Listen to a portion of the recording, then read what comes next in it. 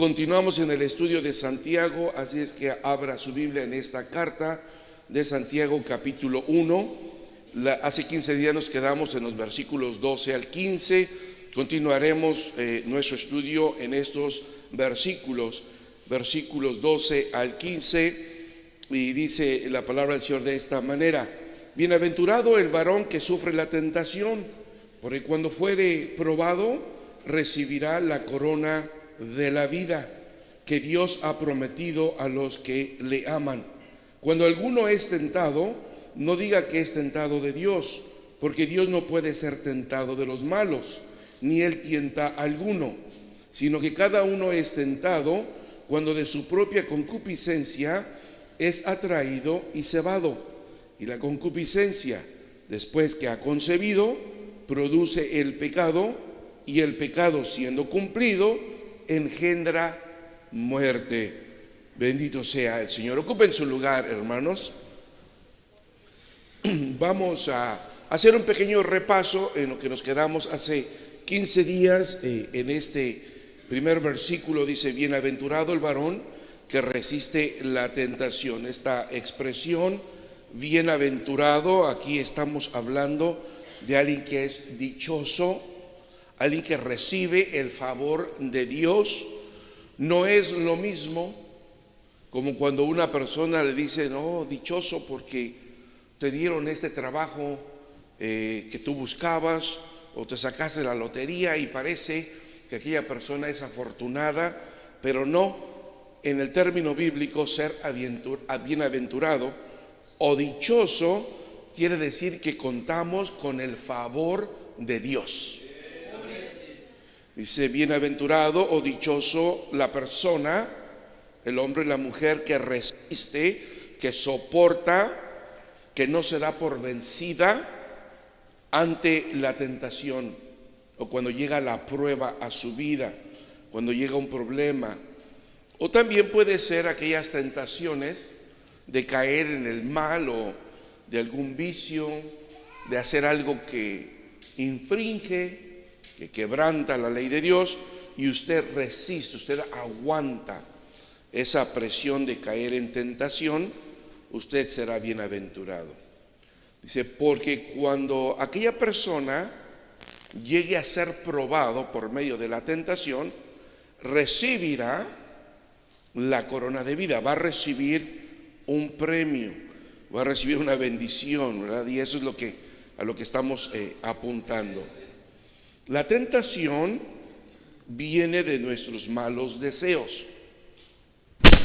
No es lo mismo tener un buen deseo.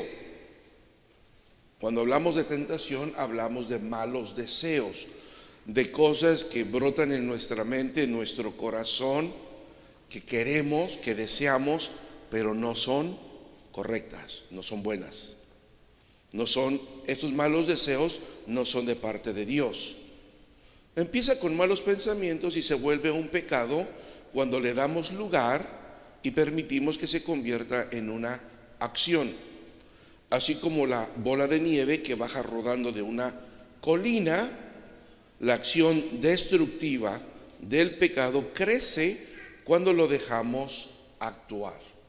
Así es que en el momento en que usted tenga un mal deseo, tenga el deseo de robarse algo, tenga el deseo de mentir, el casado tenga el deseo de otra mujer que no es su esposa, entonces usted y yo necesitamos detener ese pensamiento inmediatamente, para que no se convierta en una acción y esa acción nos lleve a pecar, porque después vendrá la muerte. Ese sería el resultado. Se entiende como resistir. Esta palabra griega proviene de una partícula como agacharse o quedarse. Lo habíamos explicado hace 15 días, como es la posición que toma un boxeador en el momento de defenderse de los golpes, pero con el propósito de contraatacar al enemigo. No corre, en este caso no corre, resiste. Ahora, dentro de la Biblia también es correcto, ante la tentación, huir. Huir de la tentación también es bueno, es aceptable delante de Dios. José, el soñador, cuando fue tentado de dormir con la esposa de su amo, él prefirió huir para no pecar contra Dios. Así es que aquí estamos hablando de esta palabra de resistir. La palabra es resistir la tentación. Aquí estamos hablando de no una tentación tanto de caer en pecado, sino se lo está hablando de una prueba. Es algo como probar tu esfuerzo, como pasar un examen para ver si usted ha aprendido lo suficiente. Si usted tomó clases de soldadura, al final le van a probar para ver si sabe usted soldar. Si usted es un atleta, lo van a probar en una carrera para ver su esfuerzo. Tiene que ver con disciplina, ser puesto a prueba. Por implicación es como una adversidad que le viene a la persona, como aquella persona que corre un maratón. ¿Verdad que no es fácil correr un maratón? Porque la mayoría de nosotros no pudiéramos aguantar un maratón, ¿verdad? Entonces se convierte como en una adversidad y tenemos que estar preparados para soportar ese cansancio, esa distancia, ese agotamiento en nuestro cuerpo. Lo mismo son las pruebas que vienen de la vida y usted y yo tenemos que estar ejercitados. Por eso el apóstol Pablo le dice a Timoteo: el ejercicio corporal para poco es provechoso, pero te recomiendo que te ejercites en la piedad, en todo lo que tiene que ver para honrar a Dios, para que cuando vengan ese tipo de pruebas, usted pueda vencer la tentación, pueda usted estar robusto, fuerte, bien nutrido espiritualmente, no caer en la tentación y ser descalificado. No, Dios quiere que usted sea aprobado, ¿sí? Que usted sea aprobado. Dokimos, esta palabra griega proviene de una partícula que significa ser considerado. Cuando usted está siendo probado por una tentación, Dios está observándolo para ver cómo va usted a reaccionar. Lo están considerando, lo están examinando. Dios quiere que usted salga aprobado de esa lucha, que usted resista la prueba, que usted pase la prueba. Amén. Que usted, you pass the test, como el oro que es probado con ácido para ver si es genuino, si es 100% oro. Aquí estamos haciendo solamente un repaso de lo que ya vimos hace 15 días y aquí ahora sí entramos a donde nos habíamos quedado. Quien sufre la tentación, persevera, no se da por vencido, resiste la prueba, no cae en la tentación, esta persona recibirá la corona de la vida. Es una bendición grande. Y vamos a ver qué significa esta expresión.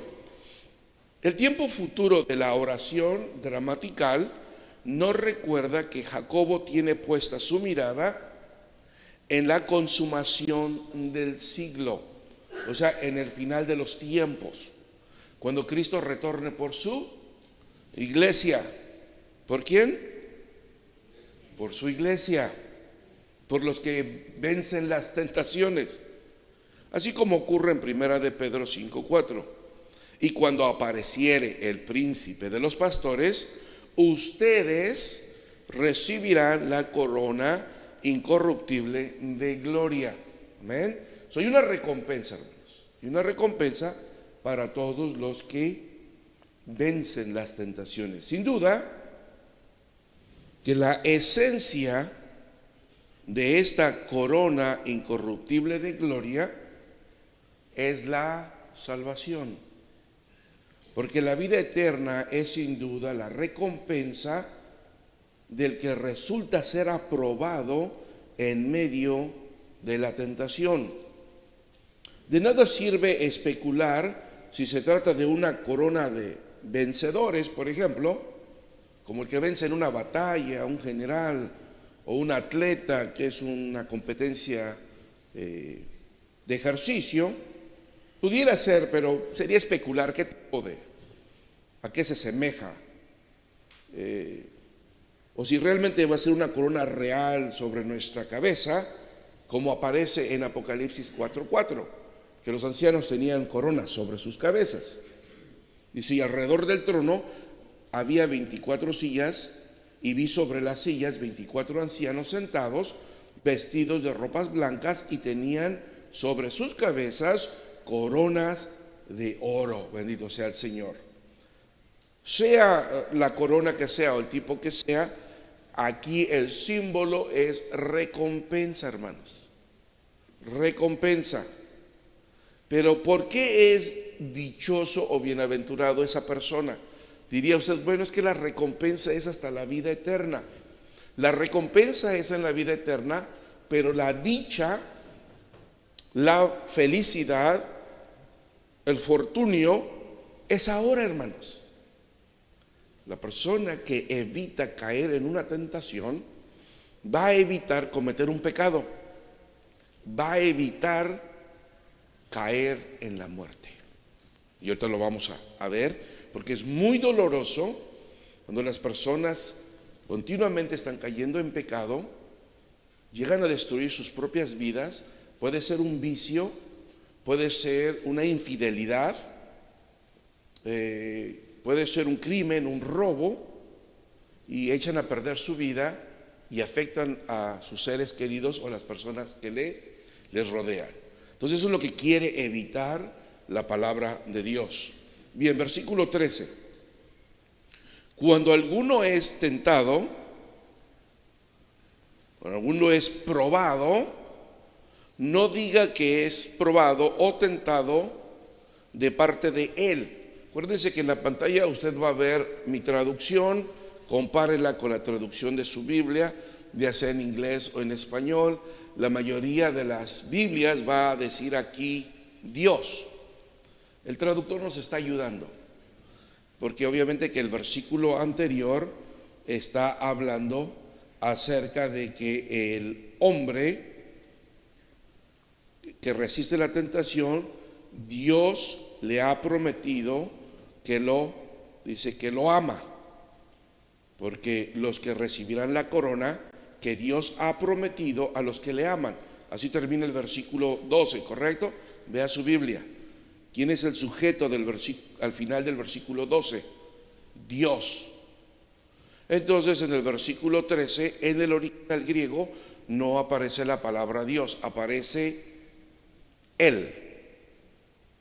Pero obviamente, ¿de quién estamos hablando? ¿Quién es Él? Dios. Simplemente le estoy dando unas pequeñas pistas porque de mi traducción. Bien, cuando alguien es tentado, no diga que es tentado de Dios o de parte de Dios, porque Él no puede ser tentado por el mal. El mal no le puede poner una trampa a Dios, es lo que está diciendo. Ni Dios tienta a nadie. Dios no tienta a nadie. Entonces, más adelante daremos respuesta a esa pregunta que luego aparece en la sociedad. Bueno, si Dios es amor, ¿por qué permite tanto sufrimiento en el mundo, tanta maldad, etcétera y etcétera? Dios no está mandando esa maldad en el mundo. Dios no está diciéndole a la gente que mienta, que robe, que asesine. Eso es trabajo y maquinación del hombre caído, del hombre que vive en pecado, no de parte de Dios. Bien, vamos a explicar este versículo 13. Cuando alguien es puesto a prueba, no diga que Dios le está probando, porque Dios no puede ser probado por el mal, ni Él tienta a nadie. Dios no quiere que alguien sea tentado y que caiga en el pecado. Eso no es la intención de Dios, definitivamente no lo es. Vamos a ver esta palabra tentado. Quiere decir peirazo, esta palabra peirazo mediante la idea de perforar o probar, es decir, ver el esfuerzo o escudriñar o incitar o disipar. No sé si usted ha visto cuando, por ejemplo, en África o en Guatemala y se cosecha el café, se ponen unos grandes costales y se meten las bodegas. Cuando llega el comprador, dicen: este café es de tal clase, de tal tipo. El que sabe comprar ese café tiene un utensilio como un cuchillito tipo cuchara y lo inserta, traspasa el costal, lo perfora y extrae unos cuantos granos en esa cucharita. Se me vino a la mente porque como que esta es la idea que da esta palabra griega, de que te va a causar dolor la prueba. Es como un cuchillito que entra, pero porque se va a extraer tu carácter, se va a extraer de lo que estás hecho. Queremos ver de qué estás hecho, dónde está tu fidelidad. ¿Eres un buen café? ¿Eres el café excelente, de primera clase? Bueno, tiene que perforar el costal y saca esos granos y le hace una prueba a esos granos y certifica, verifica el comprador que lo que le están vendiendo es genuino. ¿Me explico? Algo así es esta palabra. Implica un dolor esta prueba. Incluye que es inducido a un atractivo. A veces la prueba te va a presentar algo que es atractivo a tus ojos. Como cuando vamos a un restaurante y ya desde que entramos huele rico. Pasamos y vemos la persona que está aquí en la mesa de al lado, está comiendo un guisado y te gustó, ¿verdad? Lo miraste, huele bien, te gustó cómo se ve el plato. No tenías intención de comer eso, pero llega el mesero y le dice: ¿me da uno como el del señor ahí de aquella mesa? ¿Qué pasó? Fuiste inducido a un atractivo, pasaste, oliste, vistes y ahora quieres probar, ¿correcto? Así es una prueba, así es una tentación. Entonces usted debe de tener cuidado qué es lo que ve, qué es lo que huele, qué es lo que oye, qué es lo que usted quiere probar, que sea a través del olfato, la vista, el tacto. Es ser puesto a prueba a fin de determinar la naturaleza y el carácter de alguien, incluyendo imperfecciones. Ahí se van a ver. Cuando viene la prueba, vamos a mostrar nuestras imperfecciones, nuestras fallas o también nuestras cualidades. Si usted es un hombre de oración, si usted es una mujer que lee la Biblia continuamente, usted va a tener la fortaleza espiritual para vencer la tentación. Si usted es una persona débil, tiene falla, es obvio que caiga usted en la tentación y caiga en la prueba. ¿Tienes micrófono, hermana Ismari?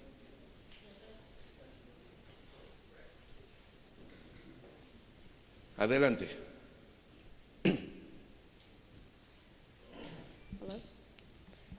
Okay, so I was just going to ask if there's a difference between being tentado and probado. Sí, sí hay una pequeña diferencia. De hecho, las palabras que Jacobo utiliza en el griego son diferentes. La tentación principalmente proviene de nuestra concupiscencia, de nuestros deseos carnales. De ahí proviene la tentación, como Eva, que fue tentada porque dice la Escritura que miró que el fruto era deseable o codiciable para alcanzar sabiduría.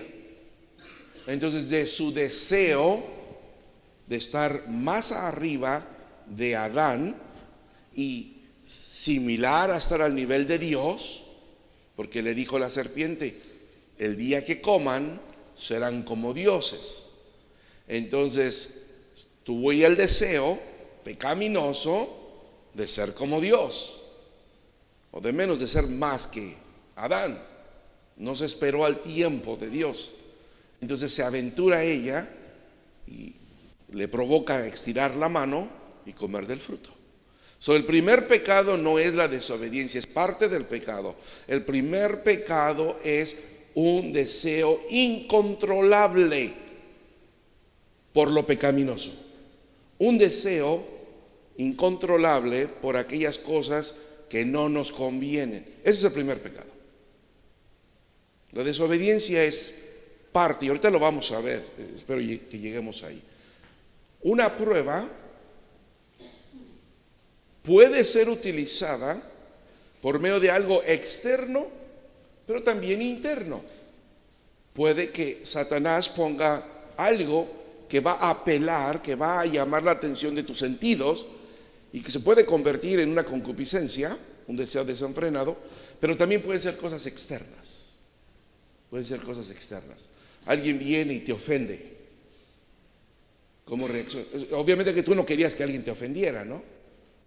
Pero ¿cómo vas a reaccionar ante la ofensa? ¿Vas a reaccionar como la mayoría de los videos que devuelves mal por mal, golpe por golpe? ¿O simplemente vas a reaccionar como un cristiano? Esa es una prueba. Y por eso en el griego aparece un poco la diferencia entre una palabra y la otra. Espero que me haya podido explicar. Bien, en ese versículo que acabamos de leer, versículo 13, dice que Dios no puede ser tentado por el mal, ni Él tienta a nadie. ¿Qué queremos decir con ello? Dios no puede ser tentado, ni Él tienta a alguno. Así que no digas que Él te tienta, o que Él te pone el pie para que te caigas, o que Él te pone pruebas. Entonces, ¿qué podemos decir cuando Dios probó a Abraham? Génesis 22:1, Dios le dice a Abraham: ve al monte Moria, ofréceme a tu único hijo en sacrificio. Le está pidiendo un tremendo sacrificio a Abraham, ofrecerle su único hijo. Ahora, no es que Dios sea un Dios sanguinario como los dioses paganos de aquel entonces. Dios nunca ha pedido, nunca ha querido un sacrificio humano. Pero era costumbre en el tiempo de Abraham, 2000 años antes de Cristo, era costumbre de que todos los pueblos le ofrecían sacrificios humanos a sus dioses. Para Abraham, que está aprendiendo a conocer a Dios, para él no es algo que nunca ha escuchado, es muy normal porque la gente lo hacía. Cuando Dios le dice: mira, ven y haz esto, Abraham cree que verdaderamente Dios se lo está pidiendo. Pero Dios no lo tentó en el sentido que Jacobo menciona aquí. Intentar que alguien cayera en el mal o en el pecado. Aquí en Santiago estamos hablando que Jacobo está diciendo, para los que no saben, utilizo el nombre intercambiable entre Jacobo y Santiago. Los que estuvimos aquí en el inicio de este estudio sabemos que esta carta de Santiago no se debe de llamar Santiago la carta, sino se debería llamar ¿cómo? Porque su escritor fue el medio hermano del Señor Jesús. Eso es lo que ya conocen la historia. Bien, entonces yo digo Santiago o Jacobo y estamos hablando del mismo personaje, estamos hablando del mismo libro. Aquí Jacobo está diciendo que cuando alguien es tentado, cuando alguien es puesto a prueba, es porque quiere el enemigo que caigamos en pecado, en maldad. Sin embargo, la prueba que Dios le puso a Abraham en Génesis no era para que caiga en pecado, sino era de lealtad. O sea, si Abraham no sacrificaba a su hijo, no iba a quebrantar ninguna ley. No, ninguno de los 10, aunque no existían todavía los 10 mandamientos, como el decálogo que lo conocemos ya ahora, pero no iba a quebrantar ninguna ley si no obedecía. Aquí en Santiago estamos hablando de emborracharse, por ejemplo. Si usted es tentado a emborracharse y usted termina tomándose las copas y se emborracha, usted ya cayó en pecado, usted ya quebrantó una ley. Abraham no iba a quebrantar ninguna ley, simplemente no iba a mostrar su fidelidad a Dios. Esa es diferente prueba. Sí, son diferentes pruebas. El espíritu que condujo a Jesús al desierto para ser tentado, por ejemplo, en Mateo 4:1, ahí vemos otro tipo de prueba. El propósito de Dios en este encuentro fue diferente. Satanás tenía el plan de tentar a Jesús para que éste cayera en pecado. Sí, es diferente la prueba que se le puso a Abraham y la prueba que Jesús tenía delante. Ahí Satanás quería que Jesús cayera en pecado y así eliminarlo, descalificarlo de la carrera. Pero Jesús venció la tentación y anuló el poder de Satanás. Sí, porque Satanás quería que Jesús le adorara. Eso es un quebrantamiento tremendo de la ley de Dios, porque no tendrás dioses ajenos ni adorarás a ningún otro Dios. Jacobo está tomando como base un tema importante de la teología judía.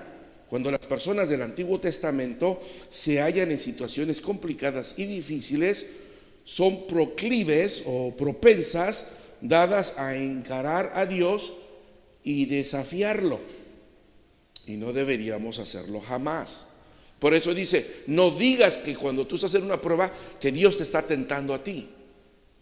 Que las personas del Antiguo Testamento le querían echar la culpa a Dios de lo que pasaba.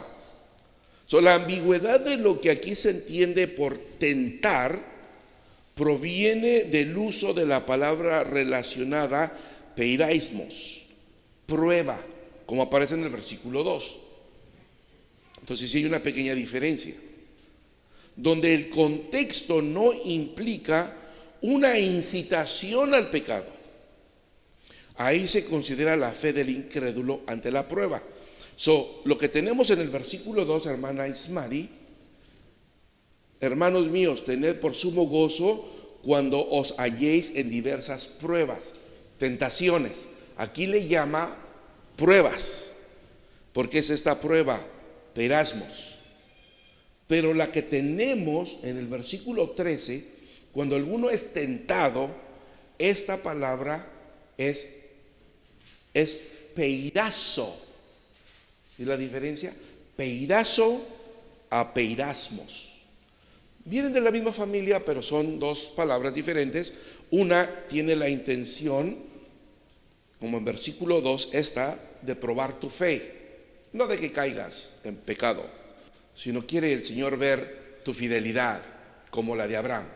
¿Me explico? La que tenemos en el versículo 13, tentado, que es peraismo, ahí sí es que Satanás quiere que tú caigas en pecado, como Satanás quiso tentar a Jesús para que cayera en pecado y ser entonces excluido de la carrera. Y eso es lo que debemos de evitar. Versículo 14. Sino que cada uno, aquí viene la explicación de Jacobo, no digamos que somos tentados por Dios, porque Él no tienta a nadie, Él no le quiere poner pie a nadie, sino que versículo 14, sino que cada uno es tentado cuando de su propia concupiscencia, la palabra concupiscencia son malos deseos, es atraído y cebado, dice mi Biblia. ¿Qué dice la Biblia 909, antigua versión? Las últimas dos palabras del 14. ¿Es que? ¿También dice lo mismo? Ok. Atraído y cebado. Bien. Esa palabra cebado también se translitera como acosado, pero nuestra traducción está perfectamente correcta. Y ahorita les voy a decir porque yo utilicé esta palabra. Sino que cada uno es tentado cuando de sus propios malos deseos es seducido y acosado. Vamos a ver por qué lo traduje de esta manera. Vamos a ver cuáles son los malos deseos. Los malos deseos es esta palabra, epitsumía, de poner el corazón sobre algo. Usted pone el corazón sobre algo. En otras palabras, que usted se fija en algo, que algo le interesa a usted. Dice, es que estoy pensando en hacer esto. Está poniendo su corazón en algo. Específicamente, poner el corazón sobre algo que esté prohibido. Eso es concupiscencia, que se traduce al español de epitsumía, concupiscencia. Se entiende como codiciar, desear, tener una pasión. Pero en este caso estamos hablando de algo prohibido. Hay buenas pasiones. Si a usted le apasiona venir a la iglesia, qué bueno. Le apasiona leer la Biblia, qué bueno. Tiene el deseo de visitar a un amigo en el hospital, eso es bueno. Hay buenos deseos y malos deseos. Aquí estamos hablando, en esta palabra, estamos hablando de lo prohibido. En otras palabras, es un gran deseo por algo pecaminoso, un anhelo o ansia por lo malo, un antojo o deseo intenso por alguna cosa en particular de algo inmoral. Somos la causa de nuestra propia, o nosotros somos la causa de nuestra propia tentación, hermanos. No sé si usted se ha dado cuenta de eso. Y pensamos que la mujer semidesnuda que pasó enfrente de nosotros es la causa de la tentación. Que la copa que le pusieron en la mesa es la tentación. No, nosotros somos la causa de nuestra propia tentación, no algo externo, ya sea el diablo o el ser humano. Porque pueden poner un hoyo a su paso, pero si usted va alerta, si es de día, y usted lleva los ojos abiertos y va poniendo atención, usted no va a caer en el agujero. Pero si es de noche y no lleva luz, si es de día pero anda con los ojos espirituales cerrados, o anda usted distraído en otras cosas, va a caer. Entonces vamos a ver cómo es que funciona esto, porque sí, descubrimos que tiene que ver más con nosotros, con nuestros propios deseos. Entonces, ¿de dónde viene la tentación si no es de Dios, hermanos? Es una pregunta correcta. Para responder a esta pregunta, Jacobo pasa a una cruda verdad y que demasiado o a menudo la pasamos nosotros por alto. No todas las pruebas se originan en fuentes externas. Jacobo señala que traemos algunas pruebas a nuestras vidas a través de nuestras propias malas decisiones.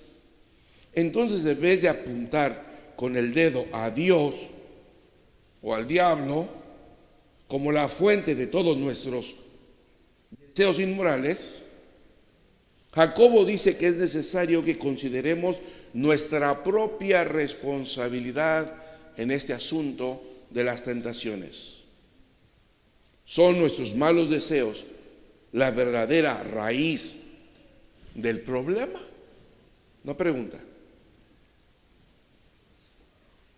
Y seguimos analizando este versículo. La siguiente palabra que tenemos es que cuando de su propia concupiscencia es seducido o atraído. Eselco es una palabra griega que quiere decir de dónde o origen o arrastrar desde el origen, que es llevado al origen.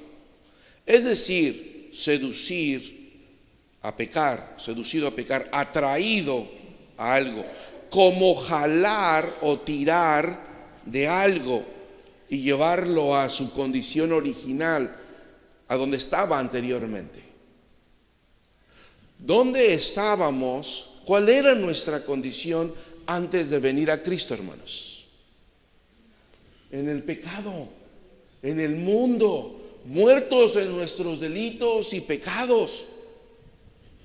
aborreciendo a la gente y siendo aborrecidos por ellos, en pleitos, en chismes. Pues la tentación nos quiere seducir, nos quiere arrastrar y llevarnos al lugar original de donde estábamos antes. Eso es lo que quiere la tentación, que usted sea jalado, tirado, arrastrado y llegue al lugar a donde usted originalmente estaba antes de conocer a Cristo. Y no queremos regresar ahí, ¿verdad, hermanos? No, porque estábamos en el fango, estábamos en el lodo. De ahí fuimos rescatados, limpiados por la sangre de Cristo. ¿Por qué regresar ahí? Si es la acción de alejarte de tus principios morales para ser arrastrado a lo inmoral o lo contrario a la fe cristiana. En otras palabras, de donde ya Dios nos sacó. Eso es lo que esta palabra tiene por implicación. Entonces, si te dejas arrastrar porque vistes a aquella mujer, si te dejas arrastrar porque te gusta hablar malas palabras, porque te gusta una copa de alcohol, te gusta el cigarrillo, entonces vas a ser arrastrado a donde ya el Señor te sacó, de donde tú ya veniste. Y entonces, cuando tú pones tus sentidos en aquello que tú quieres, ya te apeteció, ahora eres acosado por ello. Ahí va a estar el pensamiento insistiéndote. Hazlo, mira, ahorita no hay nadie, no está el pastor, no está la esposa, no está el esposo, nadie te ve, puedes hacerlo. ¿Sí? Esta palabra que también es traducida en nuestras Biblias como cebado, hablando de un cebo, de lo que se pone en el anzuelo para agarrar un pescado, de leazo, de la base de señuelo, carnada, entrampar. Los que saben, los que les gusta la pesca, saben lo que estoy hablando, entienden cómo para atrapar un pescado, un pez, lo que tienen que hacer. Y saben qué tipo de carnada le ponen dependiendo de lo que quieren pescar. El hermano Chris, que también ha ido a pescar en alta mar, me estaba platicando el otro día que pues dependiendo también de la carnada que se le pone al anzuelo, es lo que el pez que van a agarrar. Entonces, nuestra carne, o el enemigo también sabe qué tipo de carnada ponernos, hermanos. Oh, nuestra carne sabe dónde vamos a caer redonditos. No le va a poner una carnada que a usted no le guste. Por ejemplo, si a usted le gusta el alcohol, pero no le gusta el cigarrillo, no le va a poner una tentación con cigarrillo, porque fácilmente usted va a decir, no, a mí no me gusta eso. Pero le va a poner lo que a usted le gusta. Entonces, le va a incitar a seducir, a incitar a que alguien a pecar a través de un cebo. A menudo se traduce como hacer que el pecado parezca atractivo. El anzuelo, que es un gancho metálico, y sí que me he lastimado a veces estando aquí en tierra, con el ganchito ese se abre usted. Le ponen una buena carnada ahí y el gancho ya no se ve. Ahora lo único que ve el pez es el cebo. Y luego si usted lo tironea, se mueve el cebo y dice, este es un animalito vivo, ahorita me lo voy a comer. No se da cuenta que atrás del cebo hay un tremendo gancho que lo va a tomar de la boca y lo van a extraer del agua y va a terminar en el plato. ¿Qué originó su atractivo hacia el cebo? ¿En qué terminó? En la muerte. Eso es la misma imagen. Aquí Jacobo está presentando metáforas e imágenes para que el cristiano sea inteligente y no caiga en las pruebas, en las tentaciones. Luche para zafarse del gancho que está listo para tomarlo y hacerlo su presa. Porque este cebo, no creo que a la primera pasada que usted diga, no, me voy a mantener firme, ya se fue el cebo. No, lo acosa, está ahí pendiente, se le presenta. Si usted quiere deshacerse de pasar las horas en las redes sociales, usted hace a un lado una cosa, otra cosa, y ya empieza el teléfono. Ping, ping. Híjole, y usted, no, ya dije que ahorita no, lo voy a levantar. Ting, y es cuando más empieza, ¿verdad? ¿Por qué? Porque lo está acosando. Sí, no lo va a dejar en paz. Va a insistir hasta que usted caiga. Es ahí donde usted tiene que agarrarse de Dios. Usted tiene que agarrarse de la palabra de Dios en oración. Entonces, esto es bien delicado si nosotros lo dejamos que tome control en nuestras vidas. ¿Cuál va a ser el resultado? Continuemos. Versículo 15. Y la concupiscencia, el mal deseo, después que ha concebido, produce el pecado. Ahora utiliza una metáfora, ya no de pesca, sino ahora de la concepción de un baby. Dice, miren, la concupiscencia, el deseo malo, se concibe en la mente, en el corazón, y produce pecado. Y el pecado, siendo realizado o llevándose a la realidad, nace la muerte. Entonces tienen un niñote de pecado bien grande que les va a causar muerte, y vamos a ver, ¿verdad? Cómo funciona eso. Después de los malos deseos, estos malos deseos conciben, engendran, dejan embarazada a alguien, dando a luz después que el pecado. Y luego el pecado, ya que nació, te va a causar muerte. Te va a causar muerte. Una vez que es consumado, una vez que se lleva a la acción. Desde aquí ya está causando problemas. No lo lleves a la acción, porque cuando lo llevas a la acción, ya se produjo el pecado, o ya va a producir muerte, ya va a darte un baby que es un pecado, y entonces ese baby que es un pecado te va a causar la muerte el día de mañana. Es una metáfora, ¿no? No estoy diciendo porque hay babies, ¿verdad? No estamos hablando de eso, para nada, sino es una metáfora. Vamos a explicar esta metáfora.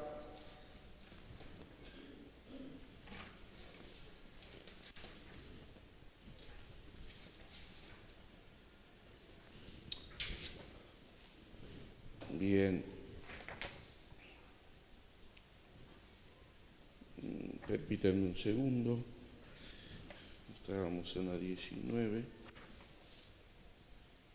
Bien, aquí estamos. 20. Una vez que los pensamientos van más allá de pensamientos, de deseos, y usted echa mano del pecado, este pecado va a concebir. Sulambano. Esta palabra es de dos partículas griegas, que es unión, unir algo, y echar mano. Da como resultado algo que se adhirió, algo que se pegó. Juntó usted dos magnetos y se adhirieron, se pegaron. Entonces después ya no los podemos separar. Proviene esta palabra de unir algo y echar mano de algo para pegarlo, y es adherir, es decir, atrapar, como capturar algo. Eres capturado ya por el pecado. Específicamente concibes, ya sea literalmente o figurativo. Por implicación quiere decir que vas a necesitar ayuda o estás en un auxilio. Acerca de una pesca, por ejemplo, es llevar preso a alguien. Aquel pescado cayó en la trampa y ahora es tuyo, es tu víctima. Aquella persona cayó en la trampa, llegó la policía, lo arrestó y ahora es un preso.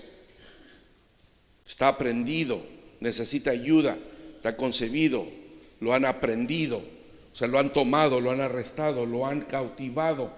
Entonces, tenemos que tener mucho cuidado porque es muy fácil condenar a otros. Todos estamos expuestos, hermanos, a caer en la prueba.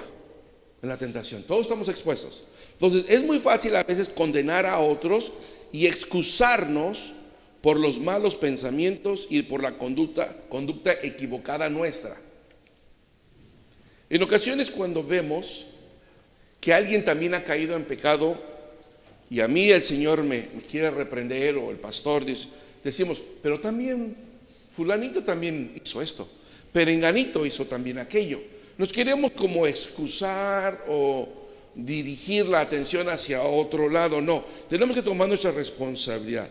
Algunas excusas que el ser humano saca cuando ha caído en pecado son las siguientes: es la culpa de otro.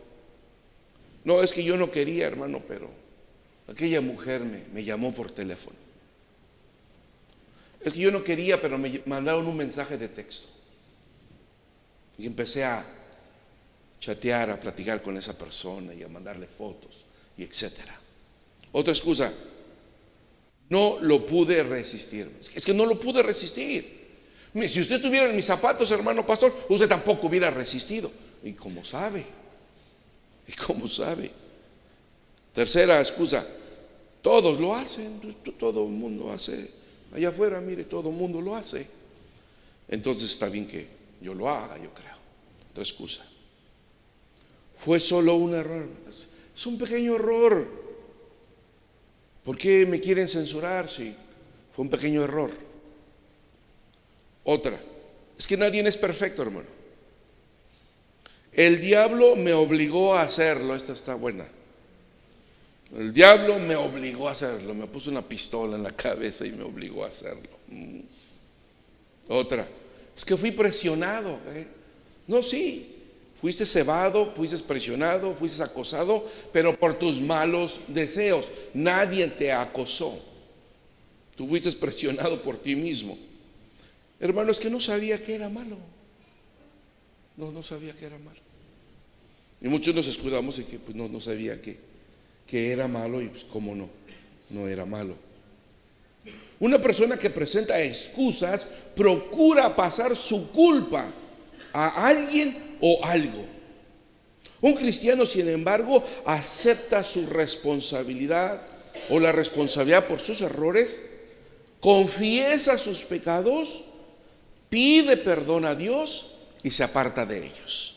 Ahí está la solución. Es reconocer nuestro error, confesar nuestro pecado y apartarnos de nuestro pecado para no volver a caer en él. Porque si no, seguiremos siendo seducidos por el enemigo para seguir cayendo en el pecado. ¿Cómo podemos evitarlo, hermanos? ¿Cómo podemos evitarlo? Antes de entrar a esta sección, no podemos echarle la culpa a nadie. Es nuestra responsabilidad. ¿Qué podemos hacer entonces, hermanos, para evitar el proceso de que usted caiga en pecado, que usted produzca un pecado, que dé a luz un pecado y que ahora ande cargando ese pecado a todos lados? Porque ese pecado le va a causar la muerte. ¿Cómo evitarlo? Por ejemplo, hay pasos que se llevan a cabo para que alguien caiga en pecado, en una tentación. Si quiere anotarlos o tome atención mental de ellos. Número 1, por ejemplo, el mirar en el aparador de una tienda de ropa puede dar inicio a un deseo inmediato y fuerte. Están muy bonitos esos zapatos, me gustaría tenerlos. Pasa por el aparador y miró una bolsa y no se puede resistir, se tiene que dar media vuelta y meterse a la tienda. Y así como que alguien está gobernando y saca su cartera y su tarjeta de crédito y la da y ya sale bien contenta con su bolsa. Y en la mañana no tenía pensado ni comprarse nada. Pero pasó por el aparador, miró un cinturón, miró un vestido y no pudo detenerse y lo compró. Pasando por un pasando con su automóvil frente a las casas, se le antoja una casa, le gusta esa casa y tiene usted aquel, despierta, surge de repente aquel intenso anhelo de tener una casa como esa, como la del vecino. Y a lo mejor no alcanza para comprarla, pero usted busca la manera. Que eso fue lo que sucedió, por ejemplo, hace como más de 10 años. Y hermanos me empezaron a llamar y hermano, esto va a comprar una casa. Oiga hermano, pero ¿no trabaja usted en Burger King? Digo porque esa persona sí trabajaba en Burger King, no hay ninguna relación a nadie aquí. Y digo, ¿y su esposo no trabaja? Pues yo creo que no alcanzan para comprar una casa. No, sí, que ahorita las pusieron todo en charola de plata. Pues compraron casa y muchos compraron casas. Y a los 3 años todos perdieron las casas. Porque fueron atraídos por un deseo de una casa. No es un mal deseo, pero simplemente no pensaron sanamente que no calificaban para un pago de la casa. Entonces fueron atraídos y después se perdió todo. Como un hombre al pasar frente a la agencia de la venta de automóviles puede de pronto dar inicio a un deseo. Usted no anda buscando un carro, pero de repente pasa y aquí el carro, a ver, detente, vamos a verlo. Quizás incluso ni había considerado esa marca o ese modelo de carro, pero ahora ya le despertó ese deseo y ya no la saca nadie de ahí. Pero yo creo que a ustedes nunca les ha pasado nada así, ¿verdad? ¿O sí? Sí, a todos nos pasa, hermanos. A todos nos puede pasar, a todos nos pasa. ¿Por qué? Porque no tenemos ese cuidado. Entonces, inmediatamente que usted, hermano, esté en esa situación, deténgase.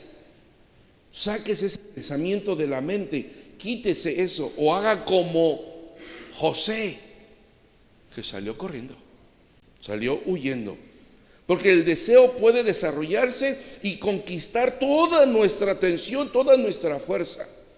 La concupiscencia del pecado llega de la misma manera. A lo que vemos o oímos, capta de repente nuestra atención y hace aparecer en nosotros un fuerte deseo de concupiscencia. Lo quiero, lo necesito. ¿Y qué pasa cuando usted no rechaza ese pensamiento? Usted llega a ver, por ejemplo, algo muy común para los varones.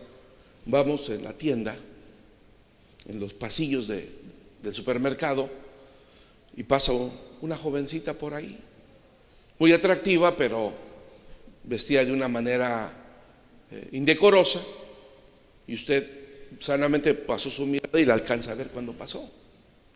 Deténgase. Si es necesario, dése la media vuelta de allá y regrésese por este pasillo. Pero eso no es lo que hacemos.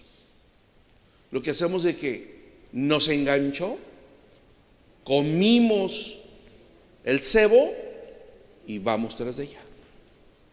Y si agarró para allá, pues para allá vamos. Y la esposa dice, oye, pero pues si las verduras están de este lado. No, es que como que se me antojó un pedazo de carne y voy para allá, ¿verdad? Y para allá va. Deténgase, hermano, así ante todas las tentaciones, sea lo que sea. Se menciona esto porque es una de las prácticas, de las más prácticas, de las más comunes. Deténgase, dése media vuelta. No vaya como el pez tras de el cebo, porque va a ser enganchado. Entonces usted tiene que detenerse, darle muerte a ese deseo. Amén. Segundo paso, porque si usted sigue adelante, lo siguiente es el engaño. Pues nuestra mente comienza a justificar lo que deseamos hacer y obtener, aun cuando en ese mismo momento sabemos que está mal, hermanos. Usted sabe, tiene deseo de emborracharse y pasa por un bar, una cantina, o le habla el amigo, sabes que este fin de semana va a haber carne asada, y ya sabe usted que el vecino, el amigo, compra cerveza, no vaya. Pero empieza a justificarse.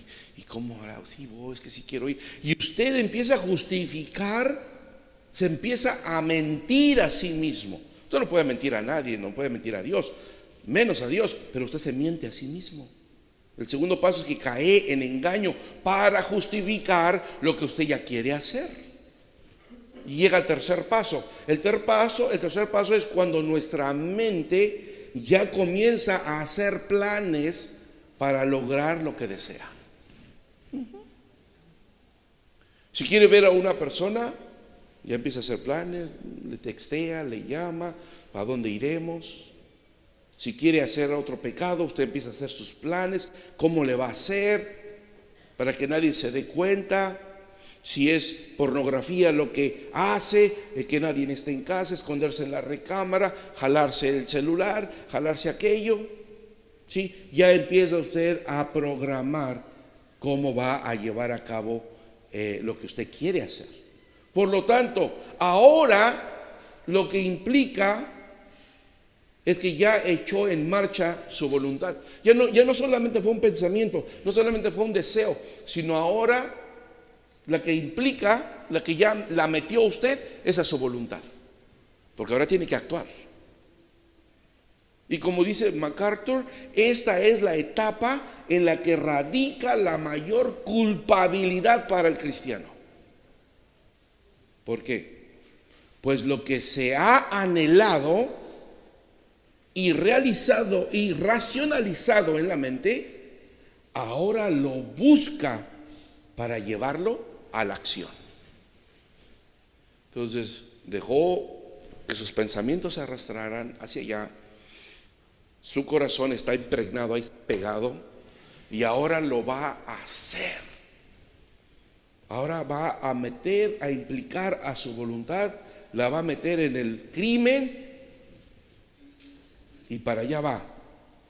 El paso final es ahora la desobediencia. Sí, ya llega usted, lo comete aquel pecado y ya quebrantó la ley de Dios. El paso final es la desobediencia, porque obedeció al deseo pecaminoso, desobedece a Dios, desobedece la ley de Dios, porque ha permitido que el proceso continúe hasta ese momento. Y el designio inevitable va a producir desobediencia a la ley de Dios, por medio de la cual da a luz un tremendo pecado. Si no te detienes, si no detienes el deseo cuando da inicio ante tus ojos, es muy probable que vas a perder la batalla y caer en la tentación. Si no hacemos lo que José hizo, que en el momento salió corriendo, lo más probable es que usted caiga en la tentación, pierda la batalla. Entre más usted prolongue el huir ante la tentación, más posibilidades hay de que usted va a fracasar. Por eso tenemos el ejemplo de Eva en el inicio de la Biblia. Aquella serpiente empezó a hablar con ella con mentiras. Ella hubiera salido corriendo, hermano. No. Le dice la serpiente que Dios les ha dicho que no pueden comer de los frutos. Y Eva dice, no, eso no ha dicho Dios. Dios dice que podemos comer de todos los frutos, solo de este árbol no debemos de comer. Y ahí está platicando con la serpiente. Hasta que fue cebada, cayó en la trampa, se le antojó el producto, echó mano de él, cayó en transgresión, desobedeció a la ley de Dios, cayó en pecado y entró la muerte. Y la muerte ha reinado desde entonces hasta este día.